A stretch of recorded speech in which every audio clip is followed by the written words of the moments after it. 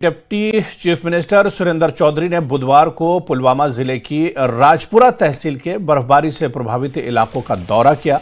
इस दौरान deputy chief minister ने राजपुरा के चांदपुरा और शादीमर्ग इलाकों और कस्बा यार में हालात का डिटेल में रिव्यू किया। डिप्टी सीएम के साथ राजपुरा के एमएलए गुलाम मोहिउद्दीन मीर और अलग अलग सरकारी डिपार्टमेंट के अधिकारी भी थे।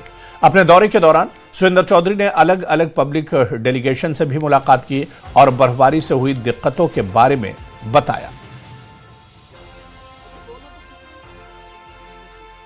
ये जरूर है कि काफ़ी हद तक जो है सारा कुछ ठीक है। सड़कें अभी कुछ बंद हैं और खुल रही हैं और मैंने ऑफिसर साहब के सारे मेरे साथ हैं जो HODs हैं, और चाहे वो पिलोली मैकेनिकल है या पिलोली PMGSW है, पिलोली का डिपार्टमेंट जो हमारा है उसके लोग हैं, और डिस्ट्रिक्ट एडमिनिस्ट्रेशन के लोग, और सिविल एडमिनिस्ट्रेशन के और पुलिस एडमिनिस्ट्रेशन के सारे लोग अपने लगे हुए हैं।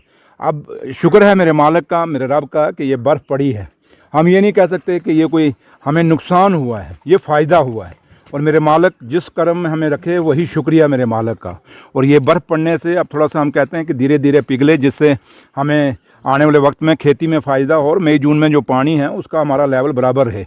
अब रही बात कि सहूलतें हैं, ठीक है, लोग चाहते हैं जल्दी सड़कें खुलें हैं, लोग चाहते हैं कि बिजली का हमारा सब कुछ है, लेकिन ओवरऑल जो है बिजली का भी बंदोबस्त मैंने देखा काफ़ी, उन्होंने MLA साहब ने भी जो फीडबैक दिया, और जो कुछ, क्योंकि आज ये सरकार एक ब्यूरोक्रेसी की बनी हुई सरकार नहीं, ये लोगों के नुमाइंदे हैं।